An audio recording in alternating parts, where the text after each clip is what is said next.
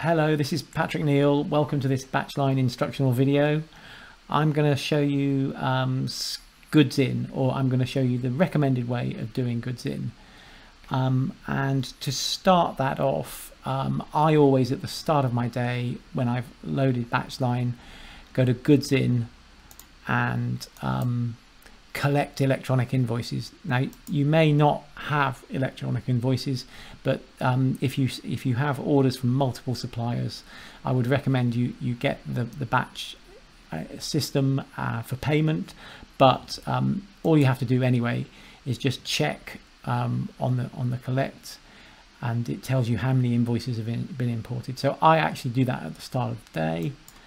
And that means I'm always ready to receive goods in throughout the day. But if you might well do that just before you do your goods in, but I just do that as a start of day procedure.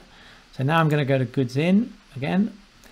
Now I am going to use scan goods in. As you can see, there are lots of different ways of receiving stock, but this is the way I do it, and I think it's the most useful. And I have received a gardener's delivery. So I look at the supplier and I get the drop down list and I find the gardener's books there.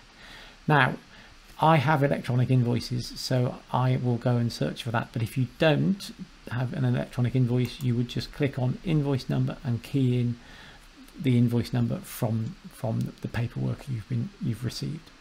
But as I said, I've got an electronic invoice, and now I'm going to search for that invoice.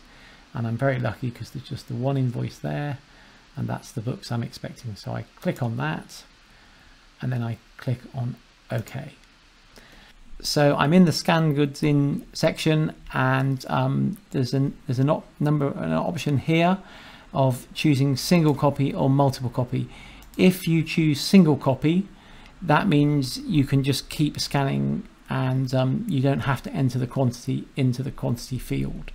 But I actually choose multiple copy because I like to be in control, because sometimes you can double scan a book, and if you're in single copy mode, it will actually think you've received two of something when in fact you've only received one. So I'll demonstrate what I mean, because I'm gonna scan the book, and it's going to take the cursor into the quantity field. It's defaulted to 1, and I'm just going to press enter that I'm receiving 1. But if I had a pile of 10, I could change that to 10, and then I needn't scan every item, and I could move on to the next title.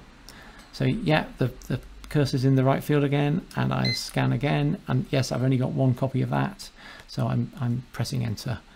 And then the third book, only got a single copy of that, and that's come through. And if you actually look at that last line, it's actually got a customer surname and forename. That means it's a customer order, so that will be processed appropriately.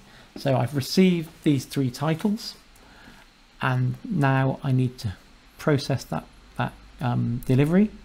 So I'm going to process it, and it's checking that I do want to process it. I haven't pressed it by mistake, and then it's showing me that a book has changed in price. Now this is changing from £9.99 to £1, so I don't want to do that, so I'm going to cancel that, and I'm going to cancel this, and I'm going to cancel the last one as well.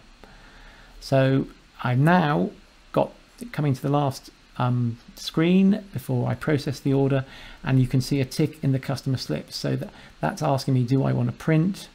If I wanted a list of what I'd scanned in, I would click on invoice detail, but I'm not going to do that. But I'm glad there's a default tick in the customer slips, and I'm going to print. And then this gives me the opportunity to print the customer slips, and that's print to PDF, but it would normally go to your printer. It's given me the opportunity, as I've mentioned previously, that I can send the customer an SMS text. So I'm going to say yes to that, and it's going to say the text was sent successfully. So that's brilliant. I don't need to waste my time phoning the customer. And then I've processed that whole delivery, and now I can delete the whole scan goods in header. I hope that's been useful. Please do visit the BatchLine YouTube channel and register and look for more resources there. And I look forward to seeing you soon.